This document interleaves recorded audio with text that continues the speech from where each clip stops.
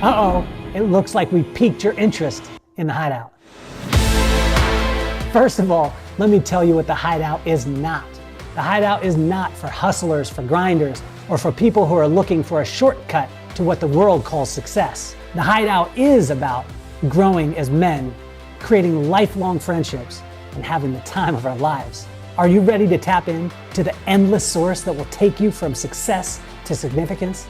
The Hideout is 2.5 days of hiking, biking, and doing the little things that it takes to create lifelong friendships. I find that joy is nothing more than falling in love with your current circumstances and allowing magic to happen.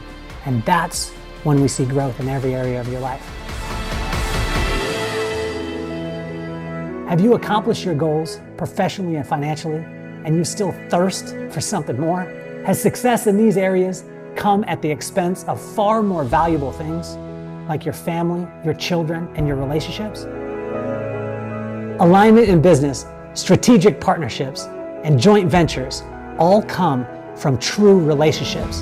The Hideout is designed to get to know people before you'll ever meet them. This is not your typical mastermind.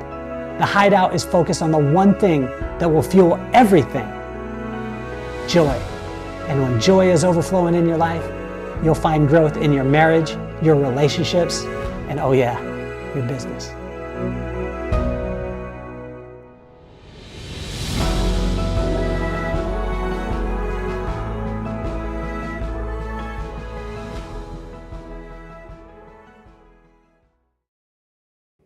Welcome to the Kelly Cardenas podcast, where attitude is everything. I get goosebumps every single time that I see that commercial. It's not because it's me, but I see because of the effect and impact that it has on men and on women across the country.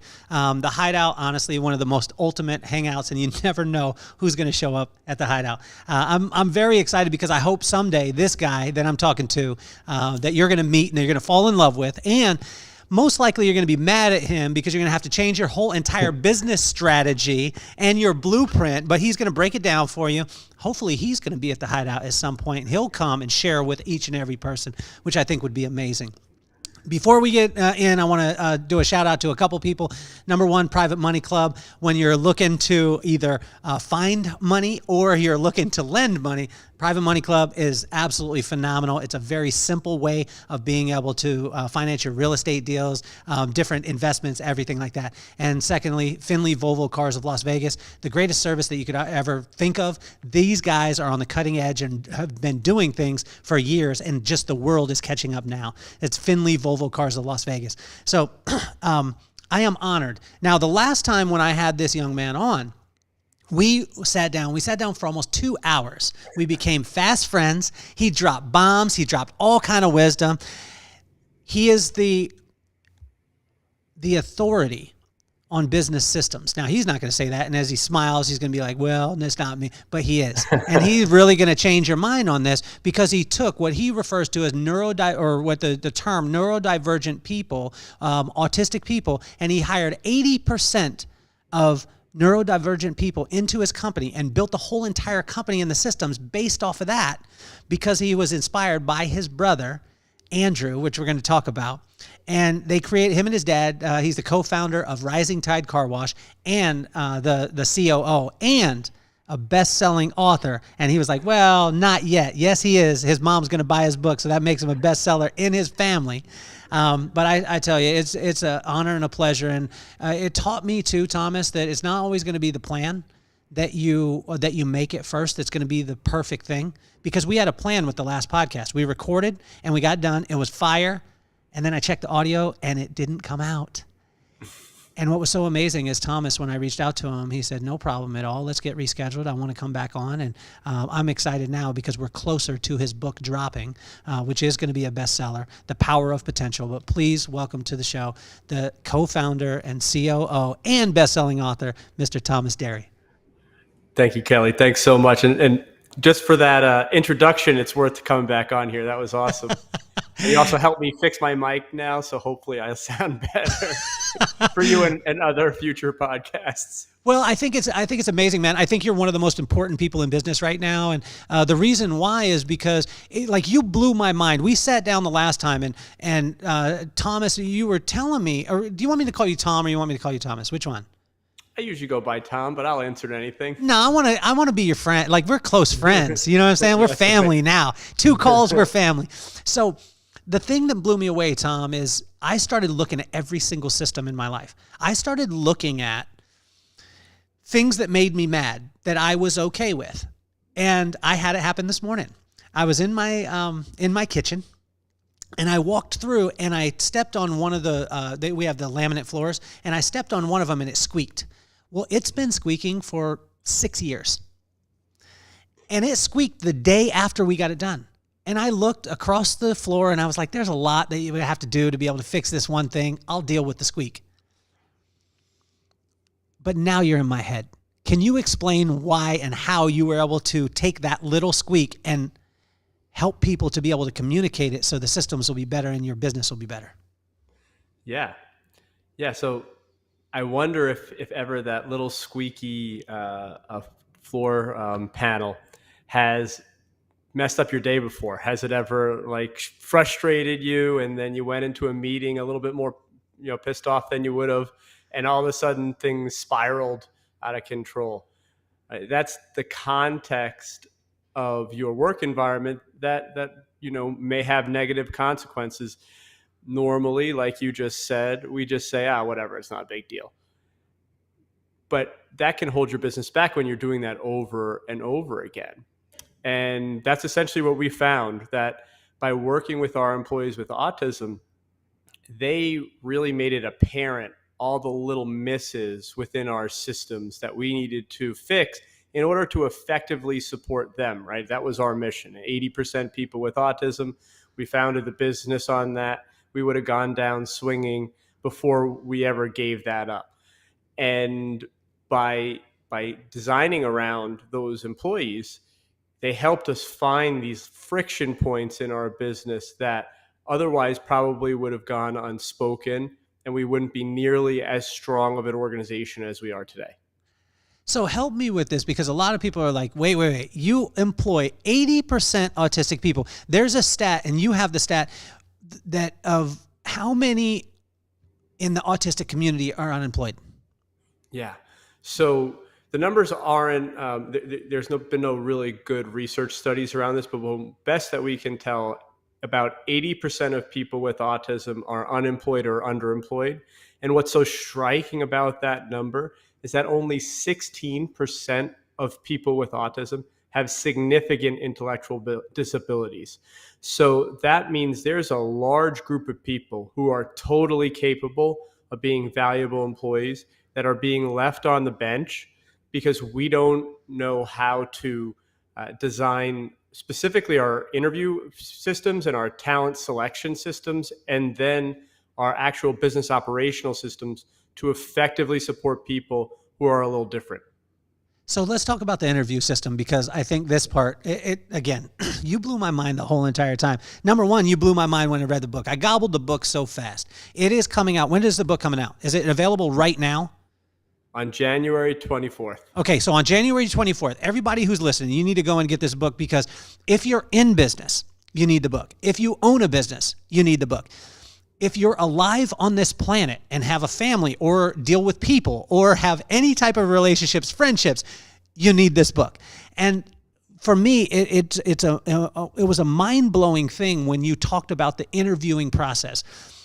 Can you talk about, first let's talk about how it was broken, because and I was mad at you because you called me out.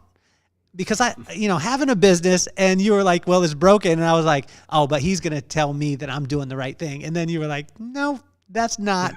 So tell us about the broken system, and then talk to us about how you fixed it. Yeah. So traditional unstructured interviews, essentially where you and I sit down, I give you a good firm handshake, I look you in the eye, and hopefully you like me, is a really bad way to effectively assess talent. So much so that there was a 85-year-long study of these unstructured interviews, and it found only a 14% correlation between the interviewer's assessment of that person's talent and their actual success in that role.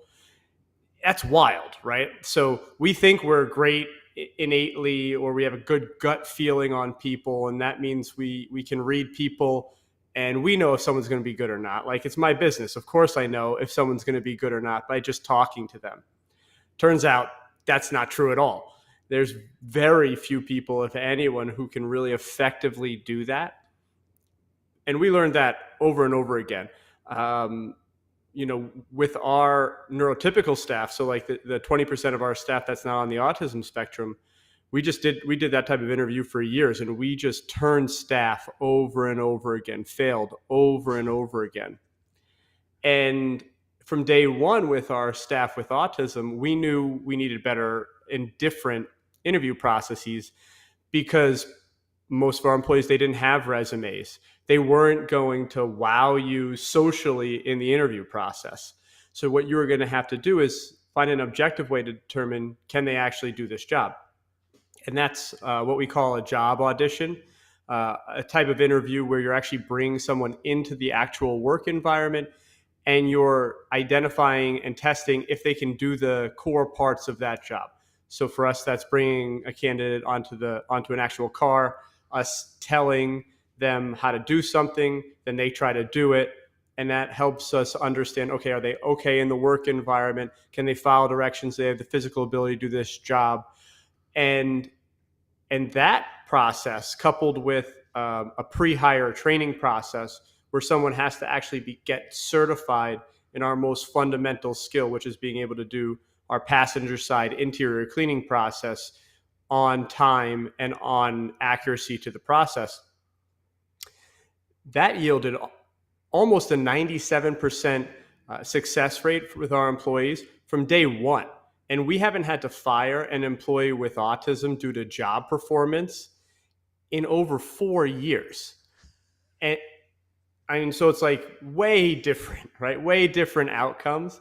But we had to learn to apply that to everybody. We didn't know that at first, that it was broken for everyone. Hiring processes just aren't good when you don't have real rigor behind what makes someone successful in this particular organization, in this particular role.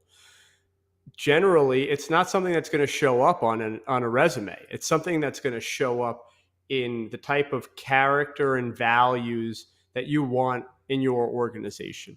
For us, is somebody have a growth mindset? Are they resilient?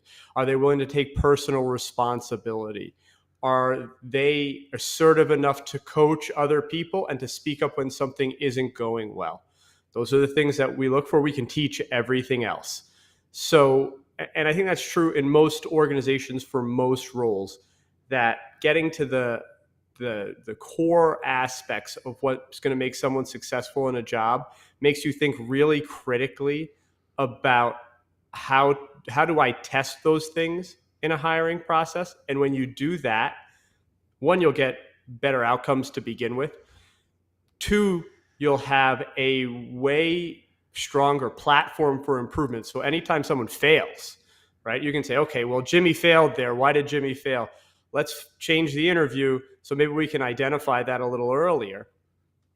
And three, it'll really broaden your access to talent. And I think that one's so critical for so many organizations that are starting to struggle to find talent, is that when we look at, like, we need specific things on a resume and we're looking for a specific personality, there's just not that many people that are going to fit those criteria that they're going to find you on your job ads and stuff.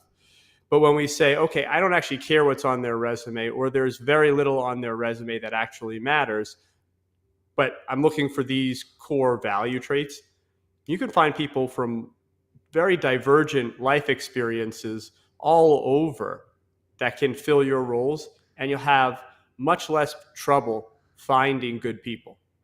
So it was amazing too, because as I read, like, one of the things in the book, which I got an early copy. So all of you out there, you have to wait till the 24th, but go to the 24th. If you're listening to this right now too, and you're tuned in, what I want you to do is I want you to think about, in your phone right now, a friend who has a child who has autism, or a friend who has autism. And I want you to take this link and I want you to send it out to them right now because they need to hear Thomas's message. And Thomas's message comes from the heart, and it's about communication. And this was a big thing because one of the things in the book is said that you were successful in your business, not in spite of, but because of the fact that you chose to hire autistic people. And 80%, it blew my mind. 80%. And it helped you guys to communicate at a different level. But I think the thing that stuck out to me, Thomas, was when there was an employee who dropped F-bombs on their manager, and you encouraged it, and not encouraged the behavior, but you encouraged it, found something different, and you didn't fire the person. Can you talk about that? Because this blew my mind. Yeah. So every Monday night we do what we call Maintenance Monday, where we're going to do all of our preventative maintenance and a bunch of cleaning inside the car wash tunnel. We have a bunch of employees come in, all doing a bunch of different tasks to make sure everything's greased, all our inspections are done, the tunnel looks nice and clean for our customers. And there was a team member who blew his lid during this process. At first, he looked like he was kind of just being lazy and not doing anything. Manager kind of snapped at him and said, "Get to work." He then snapped back, got frustrated, and yelling, cursing, eventually throwing the write-up that he was given in his manager's face and storming off, right? So pretty terrible experience. But the way that we approach those situations in general, and this one in particular, is we sat down with him, right? We said, okay, what happened? Tried to understand the context that drove that behavior, because this team member generally is a super hard worker. He's normally on time or early. He's always willing to pick up shifts. He always gives 100% in anything that he does, but he can get a little stressed out sometimes. So we listened to him, and we started to try to understand from his perspective what happened. And while that behavior certainly wasn't acceptable, and he definitely deserved the write-up, there was also some really important points that he made, which were he didn't know what he was supposed to do. He didn't know what he was supposed to do first, what was most important. He had 8 different things that he thought he kind of should do, but he wasn't really sure what was on his plate that night. So he just, instead of doing one of them and just trying to do it, he froze. And then he's stressed, obviously, because he's freezing. Then his manager pushes on him instead of trying to help him. And that stress just gets transferred over to her, and it becomes a bigger problem and escalates. But we failed there from a management perspective and from an organizational perspective to provide clear guidance on what he was supposed to do. We failed all of the employees there that night in that same way. But this young man just happened to be the one who exploded. So what we ended up doing is, so now on Monday nights, we've got a big job board with everybody's name and what their first, second, third tasks are to complete. And then they check them off as they go through it. That gets written out by 3 p.m. that day. So that way team members can see what they're going to have to do. They can mentally prepare for that. And then they can just get after it at 6:30 or 7 o'clock when it slows down enough to start doing the process. And we never had a blow up like that again. And it also became a lot more efficient and a lot easier for people to get that stuff done. So Thomas, you're saying that a person blowing up is a positive thing. And again, our first conversation, when I thought about that at first, I was I wanted to argue with you. I wanted to be no, you need to show people, you need to show discipline, you need to do this, you need to do that. And then I started to think about it. And how many things out there in our lives are we, again, stepping on the little wood panel that I stepped on this morning, this week, that pisses me off every single time? And I think about it every single time, but I'm willing to take it on because I've been taught in life that I just need to push through. I need to cowboy up. I need to, work through this thing, but it's blowing the balloon up bigger and bigger and bigger until there's an explosion. And then I'm constantly turning over employees that are so frustrated by the system. Let's talk about communication, because the communication part for you in the onboarding, I mean, I see in organizations so much that the onboarding is where most companies fail, but they wait a year in and then they wonder why the challenge is happening. Can you speak to that? Yeah, so much of this is context, right? Like trying to understand the context, the full context of a situation you're putting people in. And onboarding is such an interesting one because that person who you just hired is not, they're not loyal to your organization yet. They have no actual understanding of what your organization stands for, besides the maybe one or two conversations that they had. Maybe they came to the business, or maybe they did it on Zoom and you're talking head through the computer to them. And then their first touch points, the first experiences they have with a business are haphazard and disjointed and stressful. They're going into this new environment. They don't know anyone.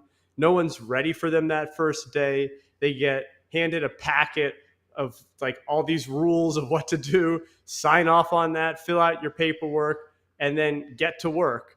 And that really can color the rest of the employment experience. I have a friend who's a speech pathologist, and her company's onboarding essentially was her showing up the first day and having her first client 15 minutes after she showed up. Just here's your room, good luck. No indoctrination into the software system that they use where they take their notes. No tools and their like games and stuff that they use. Nothing. Just go ahead, start billing for us. Thank you very much. And she cried that day. She was livid and super stressed, and she comes home and she cries. And then like when you talk to her about this experience, she's like, yeah. And then I talked to my friends now at work, and they all had the same experience. First day, tears, super stressed. And then they wonder why everybody there is like, screw this place. I don't really care. I'm here. I like the people I work with. They're cool. But this organization, if I got a better opportunity, I'd be out of here tomorrow. And that's because you didn't do anything as an organization to show people that you cared. She's just, from day one, it was very clear. You are a cog in the machine. You are part of the factory apparatus, but you are not valued any more than your ability to bill. And I think a lot of organizations do that. Obviously not on purpose. This organization, it's not like it's run by tyrants. They simply haven't put the time and effort into thinking about those things.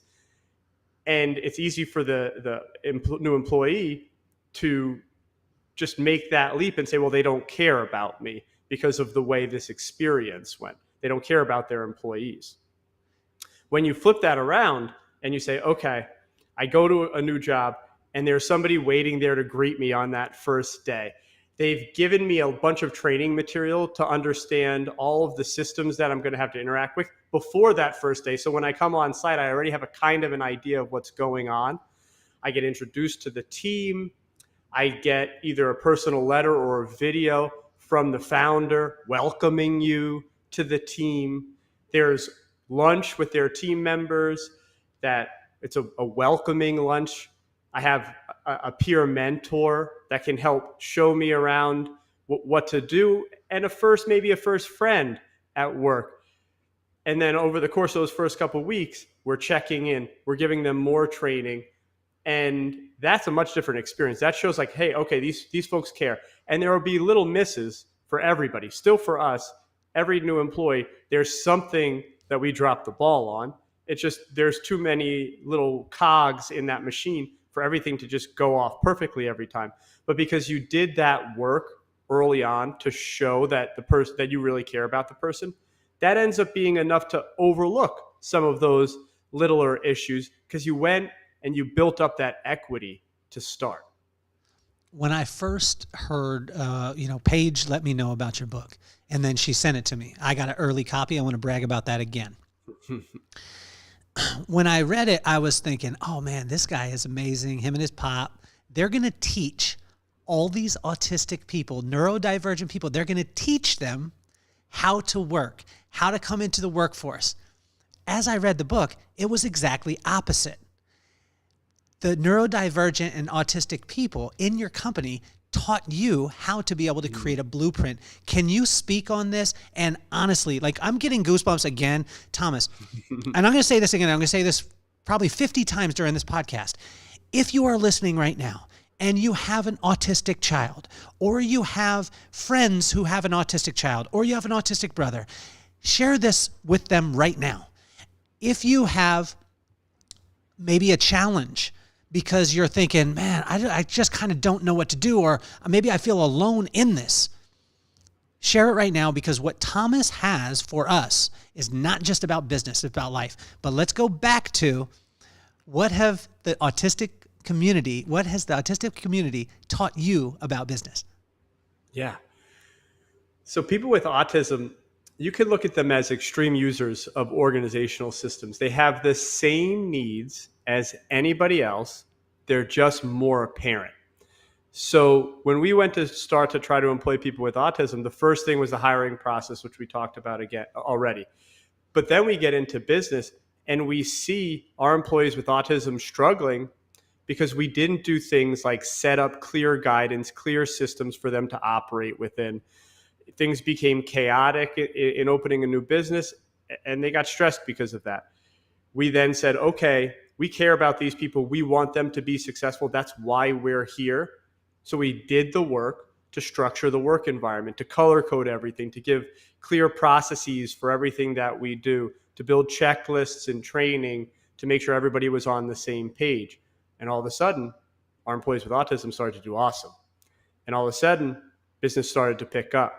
And we started to get out cars much faster and a much higher quality than we were before, and than our competition was. And we kept doing this. And we kept seeing a problem that our employees with autism would run into, a legitimate organizational problem that would have otherwise been swept under the rug, and your normal employee probably would have just soldiered on, not doing their best work, but just dealing with it. Our employees didn't do that. They showed us these problems. They gave us an opportunity to fix them. We fixed them one by one. We fixed them. And all of a sudden, every time we do that, the business gets a little better and our customers are a little happier.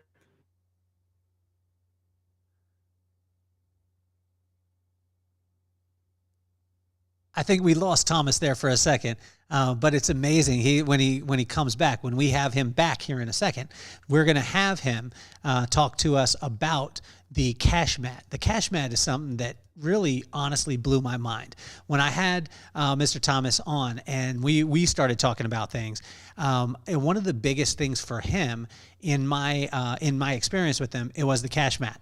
And here he is again, so we'll add him right back. Let's see here. We should have him back here in a second. And so the cash mat was something for me that was so important, because as he was,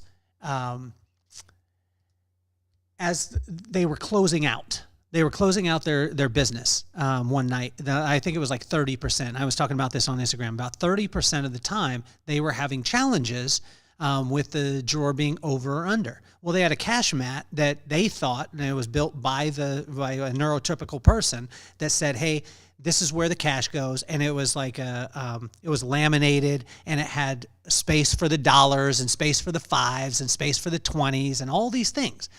And what we noticed, what he was talking about with this, and Thomas, I was just talking about the cash mat, by the way. Okay.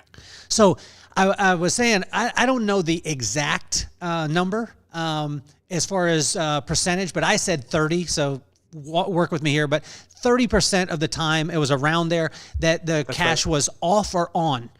And then the cash mat, which you guys had designed, it was designed by a neurotypical person trying to teach an autistic person to be able to do this. But this is where I saw it change. And the cash mat part of it, you had a guy, I believe his name was Robert. Was it Robert? It was Luco. Okay, Luco. And Luco came and said, no, I'm not working out, and he didn't close out well. I'm killing the story. But when they asked him why, he said, because the cash mat sucks. This is my paraphrasing. The cash mat sucks. It should be like this. And then when Rising Tide Car Wash listened, then they fixed their challenge and dropped their percentage down in the single digits as far as being over or under. Can you talk about this experience and how impactful that was? Yeah, no, you did a great job. So we were having this issue. We decided we needed to organize the cash better. That's why we were having so many errors in our nightly cash out procedure. And the first version of it, like Kelly just said, it wasn't very good. And Luco let us know very quickly. He's like, this thing sucks. I don't want to use this. Why do I have to use this? And then we're like, no, man, like we really need your help to make this right, because everybody is struggling with doing our nightly cash accurately. He said, well, okay, well, this needs to be fixed. That needs to be fixed. This proportion's off. I need a formula here. I need some more instructions here. And then we fixed it. And then all of a sudden, almost overnight, our error rate dropped from 31% to 4%. And what was even cooler than that was that now we can take a new employee who'd never done cash before. That it used to take 2 weeks for us to train someone to do this effectively. Now it takes 1 or 2 sessions.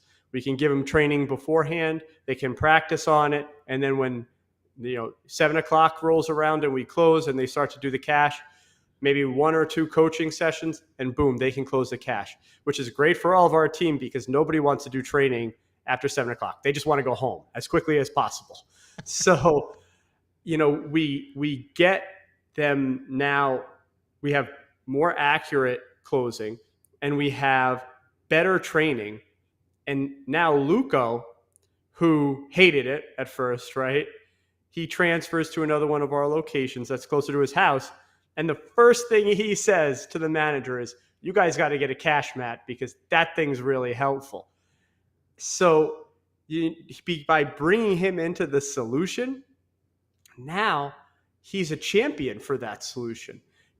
And I think that can happen over and over in businesses.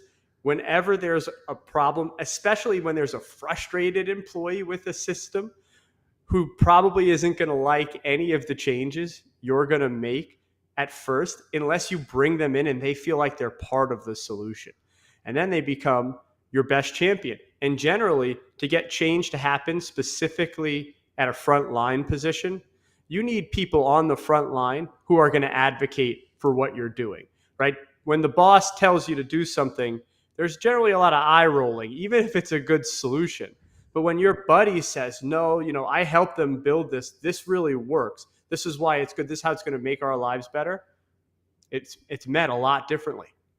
Well, and I love when I see a business or, and not only just a business, but a mission and a movement like you guys have and what you created with Rising Tide Car Wash. When you have a mission, but there's a reason behind it. And that reason behind it is one name, and it's Andrew. Can you talk about that and growing up, because your brother is neurodivergent, is autistic, and you grew up in that arena. And I mean, at that time, there probably wasn't as much information, right, for yourself as a sibling, or even for your parents at the time. So can you talk about that experience? Because again, I think a lot of people out there with a child or a brother or a friend, a lot of times they feel alone. Yeah. So Andrew was on like the first wave of major diagnoses of people with autism. He was born in 1991. He was diagnosed, I think, in 1993 or 1994. And at that point, it was like 1 in 10,000 kids were diagnosed with autism. So today, it's 1 in 44. So there's been a huge increase in diagnoses. And Andrew was like right at the beginning of that wave. So there wasn't a lot of information. And there were really no opportunities for him when he was going to graduate high school. What we were told is that Andrew, the best case scenario for Andrew was that we could buy a group home. Some people could live there, including Andrew, and he'd live this like mini institutionalized life. And that was something that was just totally unacceptable for my dad. There's no chance he was going to allow that to happen. And I saw all of Andrew's struggles growing up. But what was even more, what sticks with me even more is that he worked so freaking hard as a kid. He would go to school all day, and then he would come home and do 3 or 4 hours of therapy, whether it be ABA therapy or speech therapy or tutoring for his course curriculum.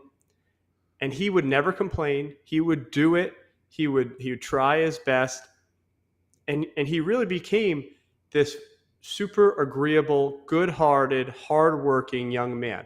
And to see that there were not any opportunities for him out there because we look at autism as a disability that requires sympathy instead of a really valuable diversity, it was just not an acceptable thing. So that's why we took action. That's really the inspiration behind everything that we decided to do. And it really quickly, because at this point we didn't know anybody with Andrew with autism besides Andrew and like a couple of his friends. But once we started to get out into the community and get to see and meet more people with autism, we saw, wow, there's so much talent here. There are so many people here that would be killer employees for so many roles. And because they're not going to give you a super firm handshake and communicate with you the way you're expecting them to communicate with you, they just don't get opportunities. And, as we've talked about, we've done a lot of things to make sure that happens. But those things are just really good business practices. There's nothing really expensive or really difficult or unique that you need to do to employ people with autism.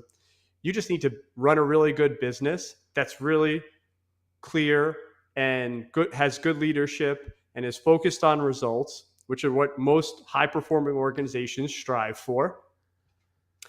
And when you do those things, now you can access a group of people who will really value their jobs. And I think most small and medium-sized business owners have real difficulty finding people that genuinely want to do the job that you're hiring for. And I'm going to add the large businesses too, because I think a lot of times just because there's right. And you have this at the highest level, meaning that most of the people that are a part of your organizations are evangelists of Rising Tide Car Wash, right? Mm-hmm. How powerful is that to have a person who actually believes and is locked in and will tell their friends without incentive about Rising Tide Car Wash? I mean, it's one of the single most important things for our business from a success perspective. How often do you go and talk about your car wash unless you're complaining about your car wash, about how shitty the experience was, that they didn't do a good job, it took forever? That's the only time the car wash comes up when you're talking about it usually. So for us, our customers, they want to talk about it because they want to share the mission because they thought it was really cool and they had a good experience with one of our team members. And it was just like an inspiring part of their day that otherwise would have been this mundane chore. And, we can measure this in that when we do our online ads and we do like an ad for a free car wash or an ad with our mission-based ads get at least 5 times more engagement than the free car wash ads do. So when you extrapolate that out, there's really significant value in being able to tell a story to your customers that matters to them. And there's a million businesses in your community that are like this, right? Not just car washes, your dry cleaners, your delis, your hair salons, all these community-based businesses that typically are competing on the same value proposition, and you need a way to stand out. This is a really compelling way to do that.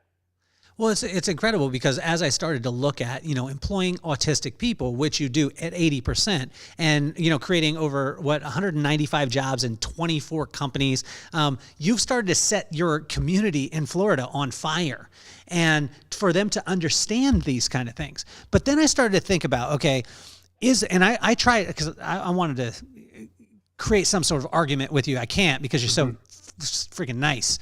But I tell you, I was like, well, I'm going to find a business that won't work for Thomas. And then I'm going to bring it to him.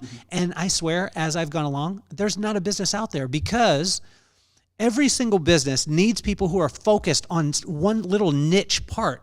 And if you find a person like you have, that's why I'm saying the power of potential, and it's not just the power of potential in your book, but your concept, Thomas, you, Tom, as I know him because you're my friend, every single person out there, small, medium, large size business, needs to have more Tom in their life to understand the blueprint, because is there a business out there, Tom, that this won't work with?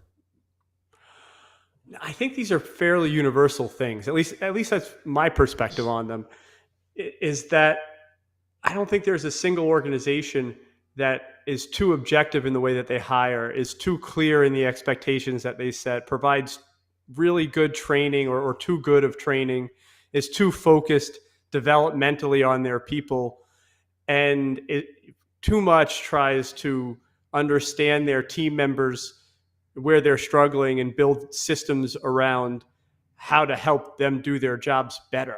I don't think you can do those things too much in any organization. And I think that last one, where we're standing in there with people and we're saying, okay, you're struggling. That's okay. We're going to make this a learning experience for everyone. Where are you struggling? Where is the organization failing you as an employee? That experience, I think, is such an underutilized tool by most managers, because we're all looking for ways to show our team that we care for them.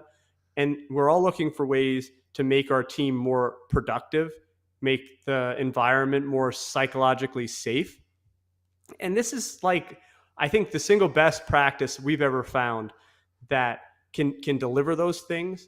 And employing people with autism is, it's giving you right away, when you're deliberately bringing people with autism into your organization, it's giving you this permission to care. It's you as a business owner telling the rest of your team that it's okay to come here, who you are. We know you're not perfect. That's okay. We're here to do this together. Everybody's going to grow together. Doing these types of initiatives can really help you develop that message in your organization, which is something that I think most organizations really yearn for. So again, I tried to poke holes. I tried to. And every hole that I poked, I was like, man, that is something that needs to be used every single day in every single company or in organizations that I get a chance to be able to be around. And it for me, it's so impactful, because when you look at the communication aspect, right? And you look at that part of it, who doesn't want to be communicated with? Who doesn't want to have an environment where they can feel safe? But can you talk to also the challenges that neurotypical people will have in these, because you've gone through them, and through the book, and I'm not saying that you haven't had any challenges with neurodivergent or autistic people, but what stood out to me was most of the challenges were the boneheads that came in and tried to be like, yo, you got to do it like this. And then the autistic person was like, hey, this part sucks. And so can you talk to the challenges that in the event a person is going to, hire autistic people, what challenges the neurotypical people are going to have in that environment? Yeah. So I think those challenges, a lot of times they come down to a couple things. One, a manager who likes to dictate their solution to the team and force people to do it their way. That oftentimes is a less than ideal solution that most of your employees might just mutter under their breath about, but our employees with autism are going to have genuine difficulty with that less than ideal solution. So that pushing, just trying to force people through something, doesn't work so well with team members with autism. No one's going to do their best work in that scenario, but people with autism are going to exceptionally struggle there. And then the other thing is you not being a consistent leader, right? A lot of people, they'll set rules and then they won't follow them. They'll make processes, but that's only for everybody else. It's not for me. And when we do those things, that creates confusion in the work environment. Again, that most of your employees might just get frustrated with, but never say anything about. But you're going to create frustration where it brings business down, and it brings your employee performance down in a really visible way that you have to then change around. But both of those scenarios, right, those are not good for your business. The things when you have a leader who dictates solutions, or a leader that's a hypocrite and doesn't follow the processes that you laid out, like those are bad for your organization. And what I find, one of the experiences that we've had that just, it still sticks out for me, is when we started to really build all of that structure into our organization. We went from being a chaotic mess early on, we didn't know what we were doing at all, to trying to really drive structure into the organization. We've started to see our employees with autism do way better, but there was a portion of our neurotypical employees who were now exposed as not wanting to do anything you actually asked them to do. Before they were able to get away with it because you couldn't actually see what was going on in the chaos. But now you can say, hey, Johnny isn't following the process. He's not doing anything over there. He's on his phone. He did a couple tire shines. He walks away. And now it's apparent because everybody else is following this methodical process, and you see Johnny over there who doesn't look like he's doing the same thing, and it points out to you. Or same guy doesn't want to do the morning checklist, and you see that checklist didn't get submitted, and like, whoa, why didn't this happen? It's like, we opened up fine, but I didn't do the checklist, right? Even though that probably is going to lead to him missing a couple things that could cause much larger issues down the road. So it also exposes people who aren't wanting to follow the instructions that the leader and what the organization's vision is, by having clear expectations and clear ways of doing things. These are things that our employees with autism, they need these routines to be successful, but everybody does better, and the organization is just such a more effective place when they're there. Well, again, like when I read the book, I was telling you, I was looking for holes, and I thought a company that starts off and base their whole mission on that we're going to employ autistic people, we're going to have 80% autistic people in our company.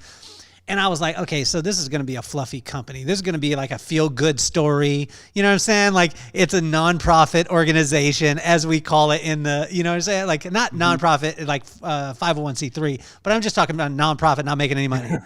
And, you know, and a lot of people run these businesses because they're like, you know what? I really love what I do.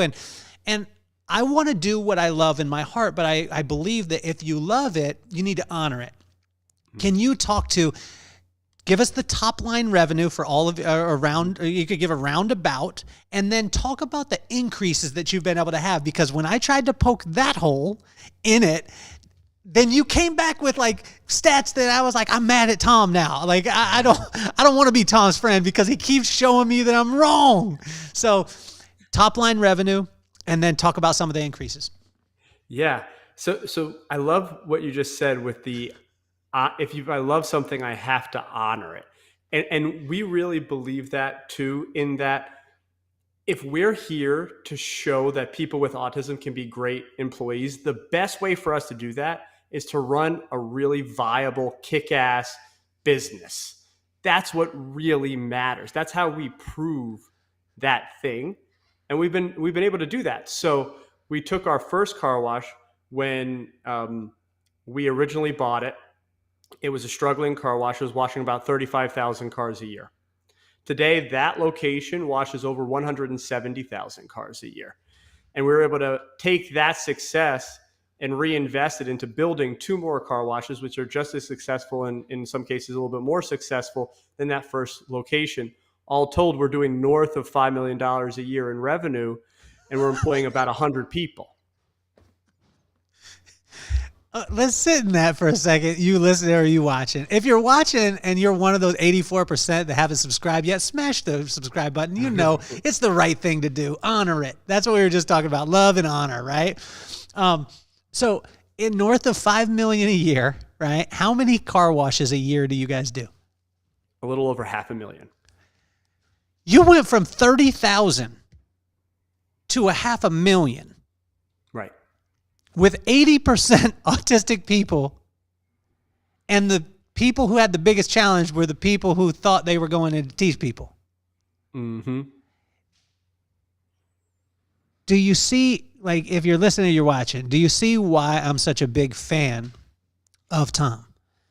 And the power of potential, when you read this book, when you sit down though, make sure you're reading it by yourself and no one else is around, because you're going to be embarrassed. I was embarrassed. I was reading it and I was like, is Tom in the room? Like, does he know that does he know that? And you listed off, and really, I was in Park City. I'm sitting in my chair that I love. It's a sacred chair for me, but you ruined it for me, Tom, because I was sitting in the chair and I started getting like, it was coming from every angle. It was like your onboarding process. Are you firing people because they're not doing well in your place? You know, it was all these things. And I was like, bam, bam. I was like, I don't like Tom right now because I feel like I'm targeted. That's how I feel offended. That's what my daughter would say at 14 years. I'm offended because you're targeting me, Thomas. Can you talk about the 4 things that I believe there was 4 things that if you're doing these things, I'm going to paraphrase. If you're doing these 4 things, your company is going to suck. So I'm joking with you. You didn't say that. Or at least be average. Okay, you'll be average, right. but you won't reach your potential. Full potential. That's right. Hit us with the 4. Yeah. So you're hiring based on resumes. You think great talent is the secret to a great business. Your managers are good enough. And for those of you who are listening in audio, I'm putting the fingers up right now. And that you fire your worst employees. Those are mistakes that most organizations make, that we made over time, that we learned to correct, that I think really hold a lot of businesses back from reaching their potential. So take us back into growing up with Andrew, right? So how many years there between you guys? We're about 20 months apart. So we're really close. So you guys are twins. You guys are twins in the East Coast, as the East Irish Coast twins. That's yes. Right. Yeah. I wasn't going to say that one, but I was going to say East Coast twins. You know what I'm talking about. So at 20 months, what were some of the things? Because I think we talk a lot about, you know, now there's more and more, which I love. There's more and more education as far as the autistic side, right? The neurodivergent side. There's not as much talk about the siblings and the things that the siblings go through in having a sibling that has autism. And I was just about to say struggle, but I believe that autism is a blessing, because the hyper focus, and we're learning this, and I learned this through your book. Again, you smacked me upside my head with so many different aspects, Thomas. What does the world not know that a sibling of an autistic person goes through? Yeah, I think for me, and I know other siblings too that have said they feel the same way, is there's a lot of pressure on the neurotypical sibling to not cause any trouble, because you know your parents are already dealing with enough stress. You know, your sibling with autism, when they're young, may have meltdowns, may kick and scream and get really frustrated because they're in a world that was not designed for them, and they're lashing out as a kid. They don't understand how to communicate that effectively or know what they need to feel better. And you end up with a lot of these like volatile situations. And as a kid, at least for me, I internalized a lot of that and was like, okay, I'm not going to cause my parents any problem. I'm going to be a good student. I'm going to follow the rules. I'm going to do the things they want me to do so they don't have to worry about me. And you know, I mean, that became a big part of my personality. And even though, I mean, I do like to take risks, I'm the type of person who likes to question like the status quo of pretty much everything. I'm kind of a skeptical person, but, you know, this wanting to be the no trouble Thomas, and like, I had to learn to shed that, especially with our employees, because I had to learn that I had to speak up and tell people things that maybe they didn't want to hear, because it was important for their growth, it was important for the organization. I had to be clear, and that's kind. However, it could be hard. It means being assertive. And that was something that I needed to really work through as I started to become a leader. What was one of the most challenging times for you, Tom? And you can give us a specific, when you're growing up, because you're called almost to be sensitive, right? You're called to, you know, here's your brother, he's going through the things. But with siblings, it's still your bro. Like, it's still your brother. You're like, come on, bro. Like, you're acting up. You know, what? Let's talk about the real part of it, because most people don't talk about that part. Because Sure. if you were to come out on an interview, so you've been on the Today Show and you've been everywhere in the world, by the way, Thomas, with you and Rising Tide Car Wash, and you're going to be a bestseller with this book that's coming out on the 24th also, that I already got. That's how I'm bragging on it. But if you went on the Today Show and you were like, yo, I was pissed at my brother because back in the day, he threw a fit and I did X, then people would shame you, you know. But I want to talk about that part, because it's not something that anyone ever talks about, but you're a real human being with real emotions. There's got to be some frustrations, you know, and maybe a little elbow to them at times or whatever, you know what I mean? To be like, hey, yo, Andrew, you know, back it off. Give us a specific on that, you know, as you're growing up, because I know that there's that type of relationship. Yeah, for sure. I mean, my relationship with Andrew was different than most brothers that are so close in age, right? We didn't really talk about girls. We didn't play, you know, sports together, but we did have a pretty close relationship. I will say there was this one time, my mom still talks about this pretty regularly because it was like traumatic, but we went to Universal Studios, which is Andrew's like favorite place in the world now. At the time, he really, really didn't want to go on the Jaws ride. And I mean, I think he was like 10 or 12 years old. He was scared of it. He was scared even the thought of going on this ride. And me, I was like 13. I was like, I want to go on Jaws. We're going on Jaws today. And that put him in such a spiral that like we couldn't even go to the park that day. He like freaked out. I tried to intervene. He's like scratching me up. And we just like, it killed the day. And we were in the parking lot of Universal, and my mom is just like trying to get us together and get us back in the car. And you know, he had a meltdown. I mean, that was very overwhelming for him. And I mean, I think looking back, you can see like those parks are really overwhelming. There's a ton of people, all these noises, all these different things going on, and then you add some fear about a ride that, you know, 11, 12-year-old Andrew in his head thinks could be real. Okay, like you can see why he would freak out. But that you know, that was one for sure that we was quite a struggle. I also I took on the perspective with Andrew of being like his protector. So there were a bunch of times in my childhood where I'd get into fights if somebody was like making fun of Andrew, which was probably not my proudest moments. You know, I think a lot of us become like these like parent siblings for our loved ones with autism, where we're protecting them and we're supporting them and trying to teach them, even though, you know, I have no business doing those things as a 12-year-old. What do you wish that people knew about autism? Because you know, being in a family, whether it be from a parent perspective, I mean, because you got to see your mom, you got to see your pop, you got to see the love there. What do you wish that people out there, you know, and especially, I really actually, can you talk to the young mothers right now that, you know, have a child with autism right now and they're in it and they're going through it? What would you say to that person? That's a good question. There is a tendency that I notice with a lot of parents with autism that they try to shelter their kids. You know, oh my God, my kid has this disability. I need to protect them. I need to shelter them from the world. I'm going to be big mama bear and make sure that they have everything that they need. And to some degree, I mean, that's wonderful and beautiful. But it often holds their children back. It puts their kids in this position where they feel like they're helpless. They know mom is going to come to my aid. They know mom is going to cook me a different dinner if I complain because, oh, you know, I'm different. Okay, I'm going to have chicken nuggets and ice cream because that's all I'll eat. And, you know, those things, I think really as those children become adults, you really did them a disservice.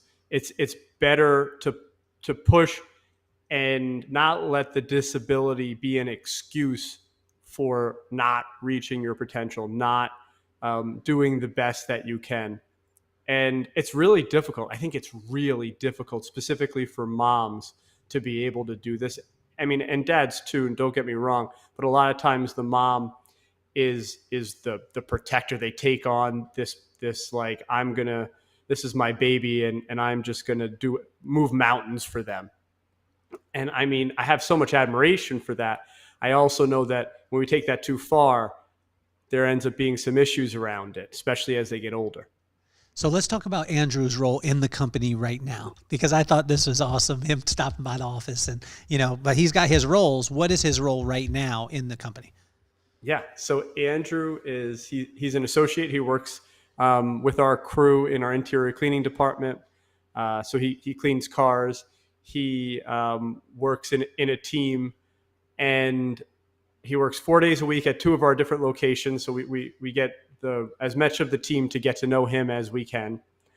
And Andrew's like a local celebrity. He's, he goes to all the local businesses. He gets, pizza, or goes to the gas station, gets his snacks. Everybody knows Andrew.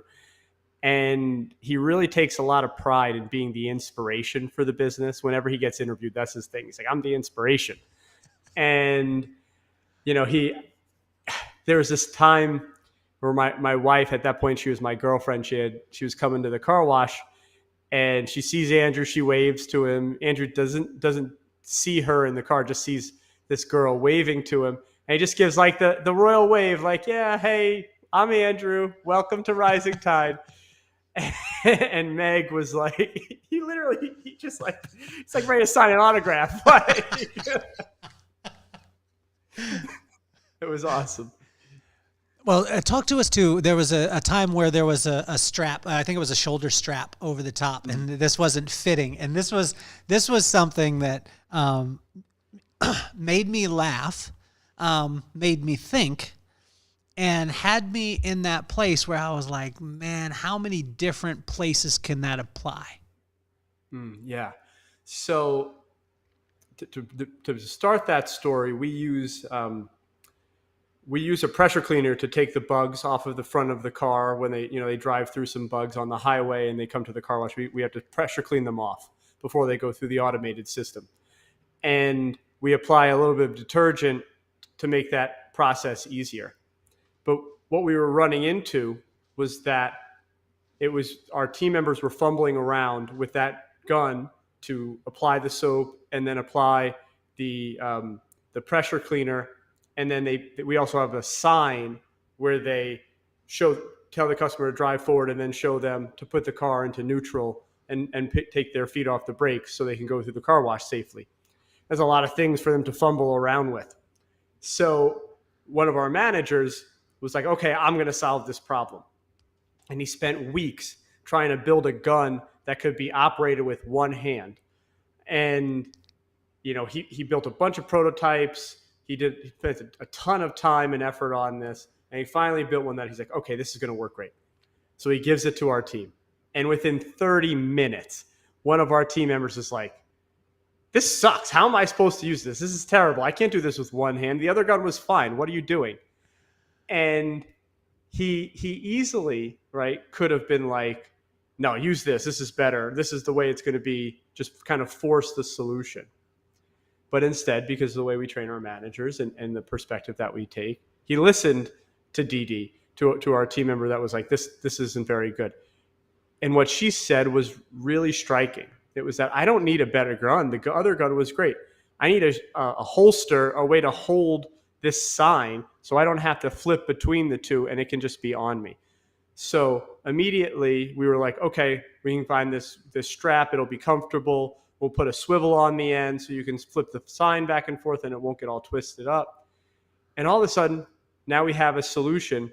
Now that manager should have gone to our team a little quicker, shouldn't have spent so much time prototyping in the back, and should have quickly got something into our team's hands. But either way, he went through the process at the end and ended up coming up with a good solution. But I'll tell you what's even more interesting about that. So that's the story that's told in the book. Recently, we've had some team members in that role. They're a little larger. The strap, it turns out, isn't really one size fits all. If it's a really big strap, it doesn't fit our littler team members. And if it's a normal strap, it's too big, it's too small to fit around our bigger team members. So just like any organization that really wants to look at things as a prototype, like there's always a better way to do it.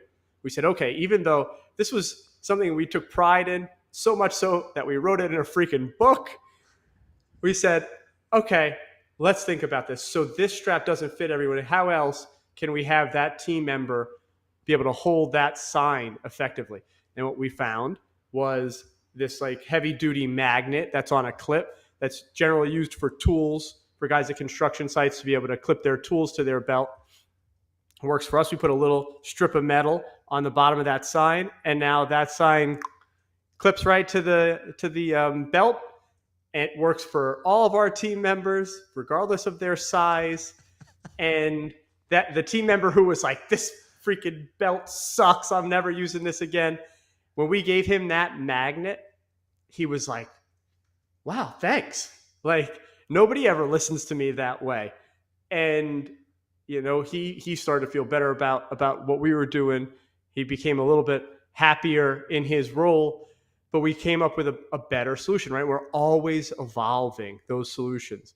Just because a solution we thought was awesome, that it worked well, doesn't mean it's the perfect solution. And I know that there's going to be something wrong with that freaking magnet too.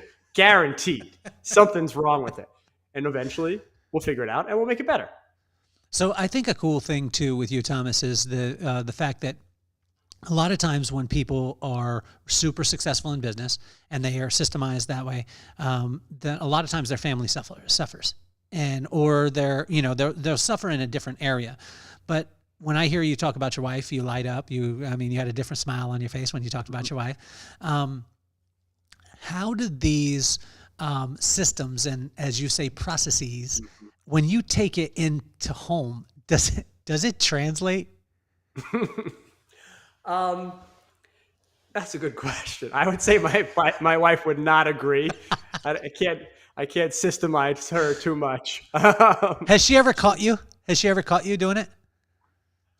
She says I use a different voice when I'm coaching. So she's like, "Don't give me the coaching voice, Tom.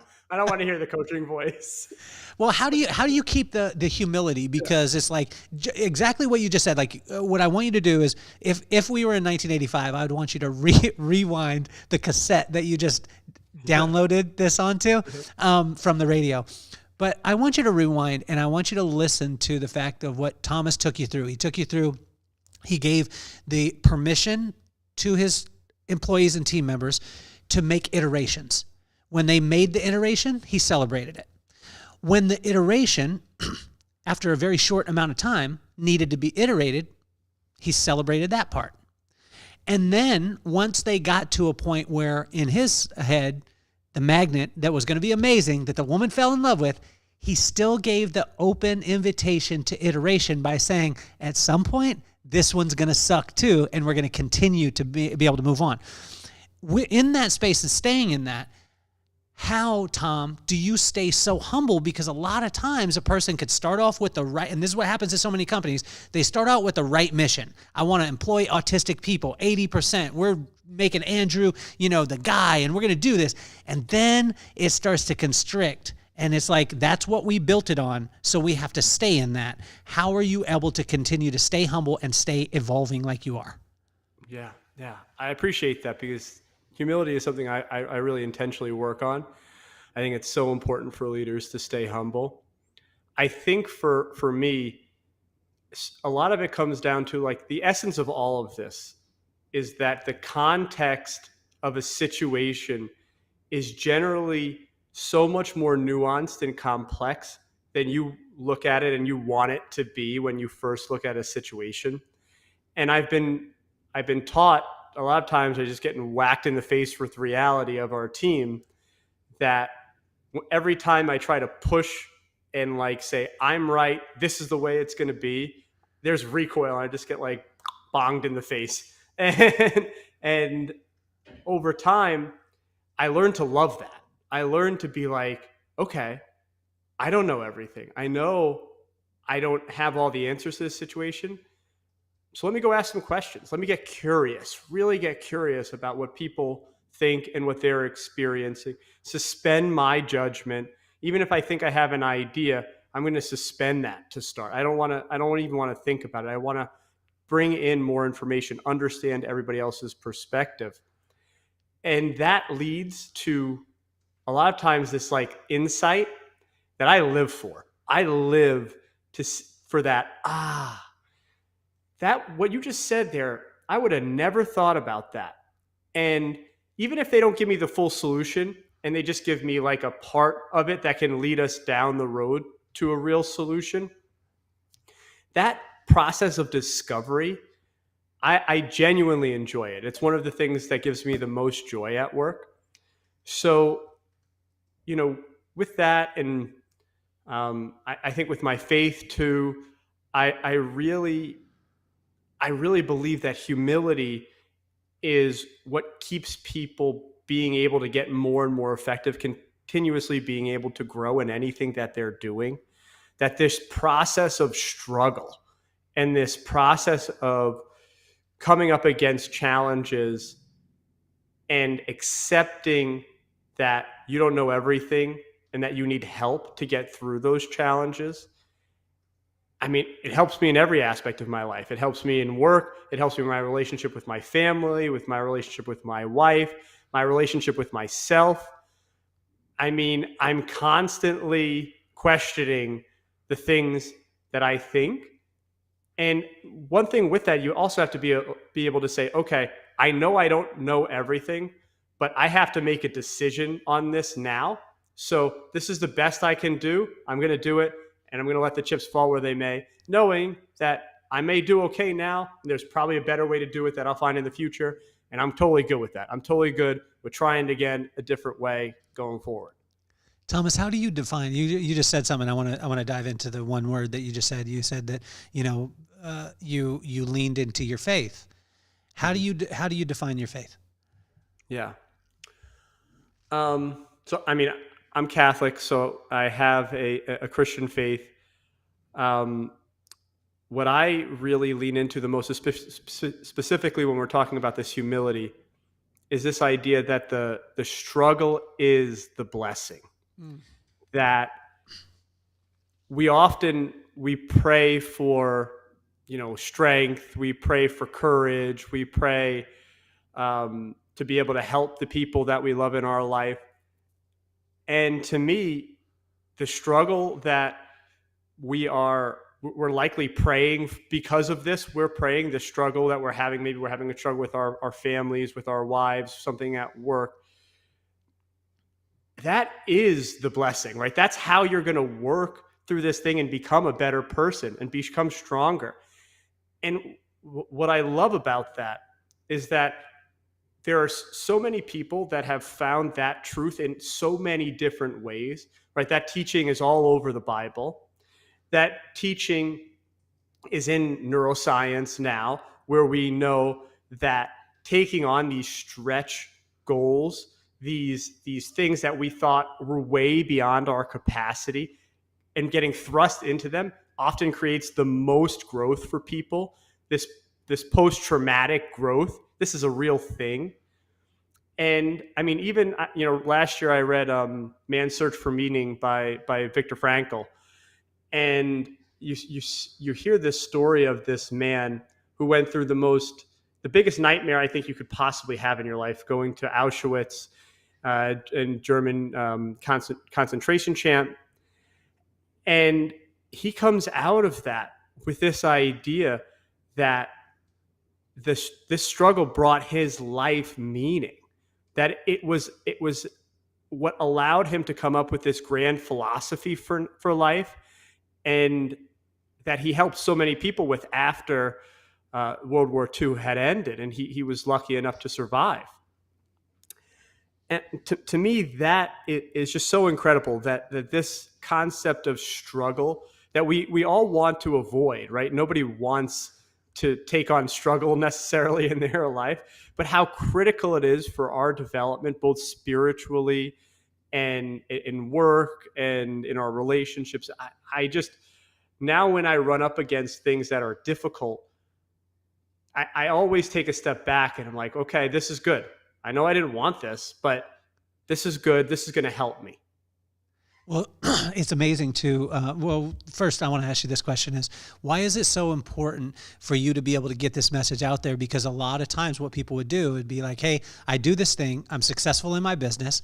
I'm just going to keep it to myself because I don't want anybody else out there competing. But for you, I mean, you just literally, like in The Power of Potential, in that book, that blueprint for business, and anybody, and I'm going to emphasize it again, anybody who's in business, whether it be small, medium, large, anybody who has a job, anybody who has breath in their lungs, anybody who has a relationship, read the book. It's a blueprint of communication. Like that you have to communicate with the person and not fall in love with the system. Because what Tom has done is he's showed you that these systems that he has are amazing, but they are alive. Right? They're alive. And if they're not alive and they're just dead, then you fall in love with the system and you'll manage the people, and that's where you will fail. Mm-hmm. But why is it so important for you to send this message out to the world when you could just keep this and keep growing because the rising tide car washes are just going to continue to grow and grow and grow and grow and grow and take over. And you could keep your secret, elements, the 11 herbs and spices to you in the secret, but you're just saying, no, I want the whole world to see this. Why is that so important to you? Yeah. Comes down to the mission, right? We started this business to employ people with autism.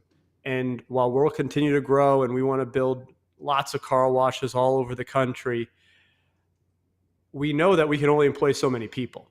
And that in order for us to have the full impact that we can and we want to, we need other people to copy us. We need other organizations to take up this really awesome strategy.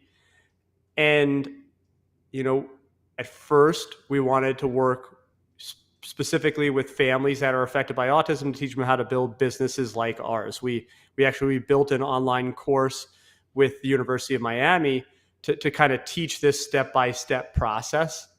And that was really cool. That was great. And we did, as you mentioned earlier, there's been over 20 organizations that have gone through it. At least over 100 jobs have been created by those organizations. Something that we were really happy with. But there was a bigger opportunity, and it was in all of the small, medium-sized, and maybe even the large businesses, but definitely the small and medium-sized businesses, that the things that we've learned are affecting them every day. Difficulty finding really good talent, difficulty differentiating their brands, difficulty building their organizations so that they can scale and grow, that we felt like there was a really nice marriage there between what we've learned and what a lot of organizations need. And if we can get that message out there effectively, it will hopefully create a lot of jobs for people with autism. So yeah, I hope people copy us. I hope people come down and visit us and take a look at the operations so they can, see it in action and then decide they want to do something similar in their own organizations. That's something that we really get excited about. What is something about your parents that most people don't know?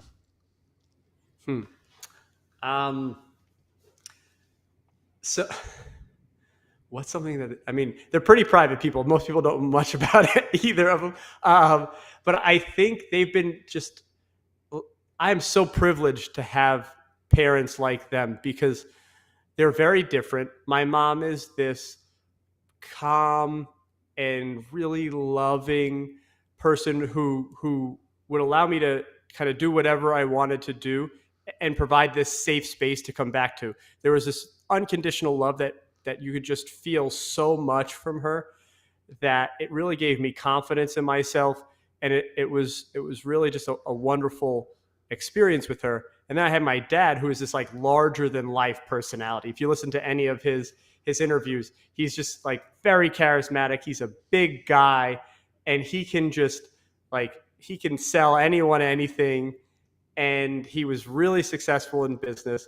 So I had this, on the other hand, I had this dad who's my greatest mentor, who showed me how to push myself, how to continue to work. If I was struggling with my homework, there was no way I was going to bed until I finished it.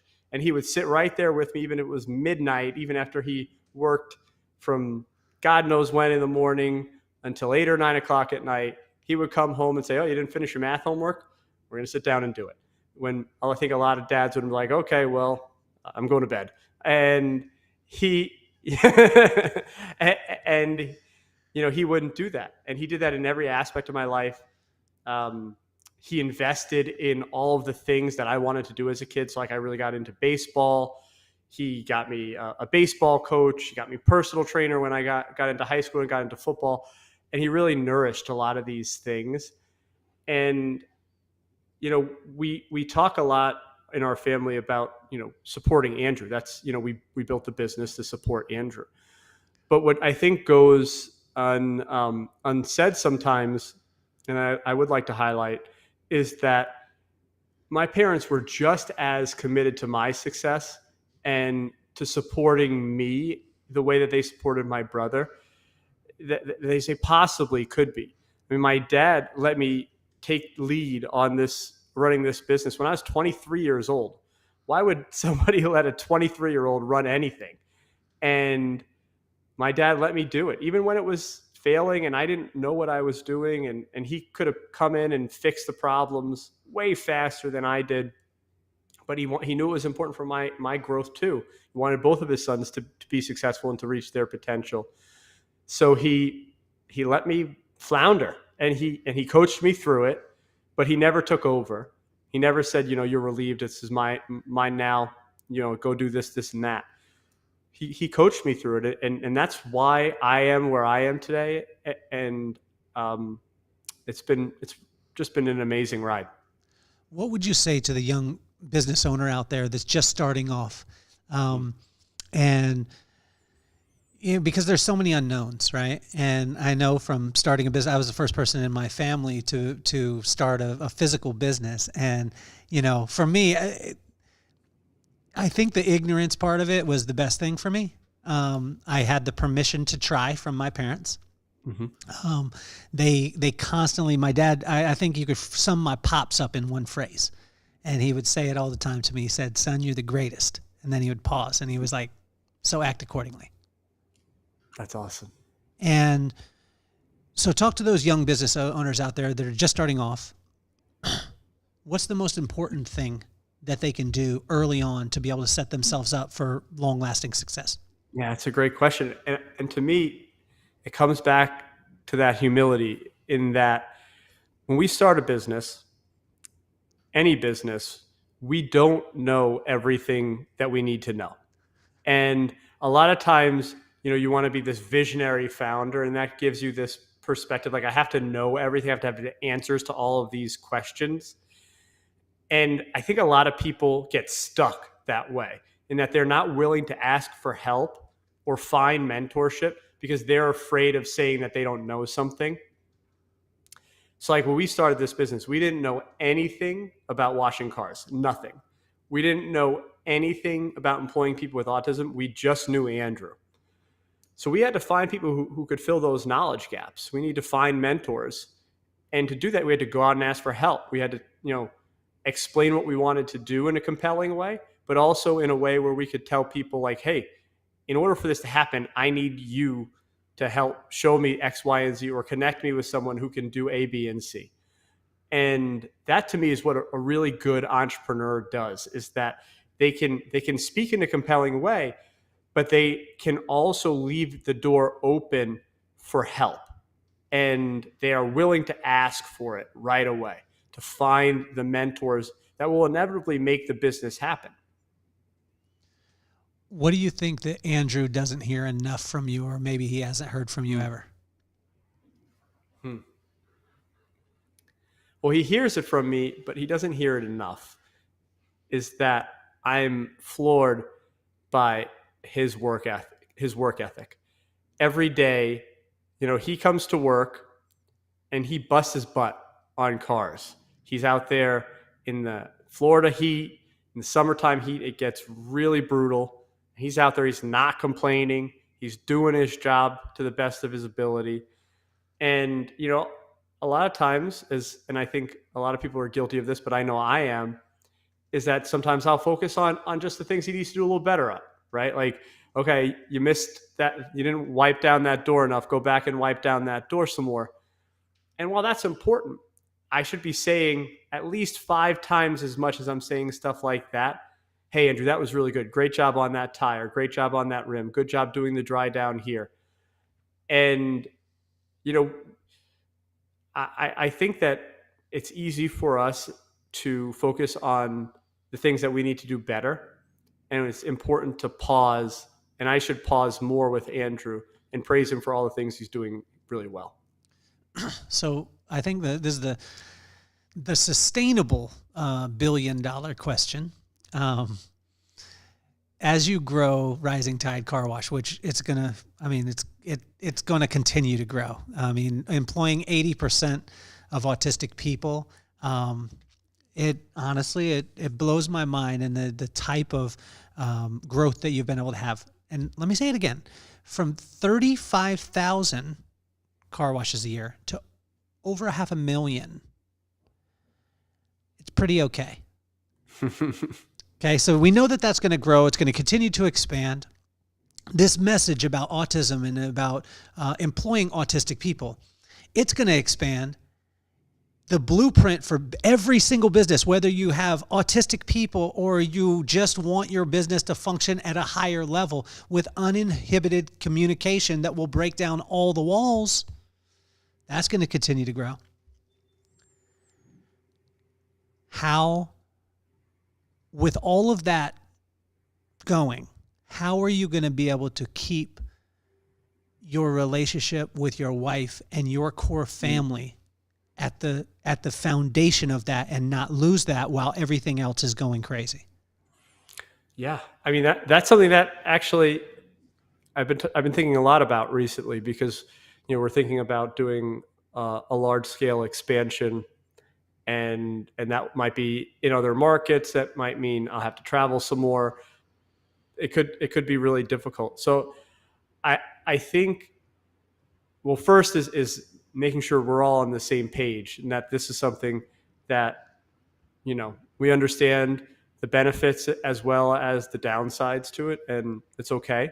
I'm going to accept those things, but also building in some rituals that keep us close together. Things like a Sunday dinner together, or whatever it is, going out on the boat with my parents, or for my wife and I, making sure we go out to dinner ourselves once a week, or we're watching a TV show that we really like.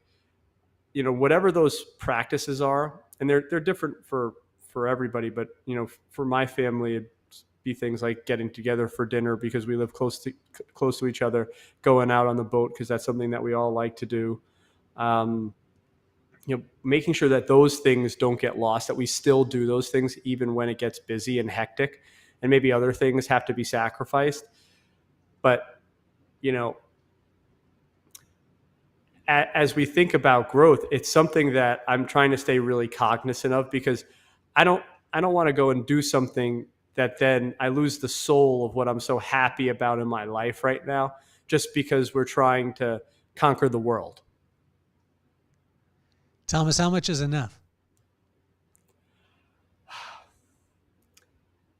So it's funny that we're going into this, because I've been literally writing down pros and cons to a bunch of different growth strategies and trying to get my head wrapped around them. And so for me, from a financial perspective, any moderate growth from where we are right now, I'm going to be fine. I make a great living now. I'm not really motivated to make any more money. While of course that would be great, that's not really my motivation. What it comes down to, again, is that impact. How, I really believe that we've been blessed in a lot of ways in building this business. A lot of doors have opened for us, and I think that's because of the mission. And to not continue to grow it, to not continue to improve the amount of people that we can employ, I think that'd be doing a disservice, and I don't think that would be the right thing to do. So I don't know that there's enough. I think we'll always be striving to have more impact, to be able to impact more people. And it's just a question of how do we do that in a way where what we're doing doesn't lose the special thing that it is. What do you not tell your wife enough? Oh man, that I appreciate her patience with me. I think that's every single husband. Yeah.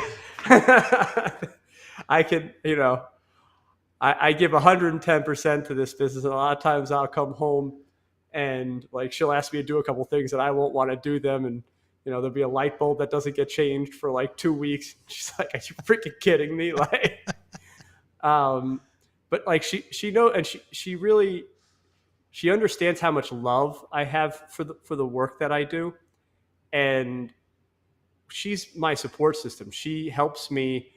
Like when she'll be the first person that sees like I'm overextending myself. She's like, Tom, you got to go to the gym, or Tom, you got to go out for a hike, because those are the things that tend to level me out. And she'll be the one guiding me to do that stuff. She's like, she knows me really well in that way, and she's so patient in helping me. If I lash out or I get upset, like she's safe for me to be who I am. And sometimes the people that we're safest with, right, it's easiest for us to like not be our best selves and just feel like, a lesser version of ourselves. And she's so understanding with me with those things. I mean, it's awesome. I'm really lucky. I found a really wonderful person. So Tom, I started the podcast because of my kids. Maddox and McKenna. Maddox is 11 years old. He's going to receiver camp today. He's so excited because he's got a receiver that played in the NFL and won the Super Bowl with the Green Bay Packers, and he gets to work with him today. And my son wants to play in the NFL. That's what his thought is. I was like, what position do you want to play? He's like, I want to play receiver and quarterback. I was like, you can throw it to yourself, son? He's 11. He's like, yeah, Dad, I'm going to throw it to myself. But he's a cartoon character. He's got his own personality, marches to the beat of his own drum. This kid is unbelievable. My daughter, her name is McKenna, and McKenna is 14 years old. And so just sarcastic sense of humor, incredibly compassionate, empathetic to people. And she's in the performing arts. She's really found that, and she has fallen in love. And what I wanted to show both of them is that iconic figures like yourself that are making such a huge impact in the world are not superheroes, that you're just a human being, but you have an amazing mission, you have a phenomenal attitude, and you have crazy work ethic. So what advice would you have for Maddox and McKenna? And if you could say both their names, it would be awesome. Yeah. So Maddox and McKenna, something I've been inspired about recently is this idea, and Gretchen Rubin writes about it, it's that it's easy to be heavy, but it's hard to be light.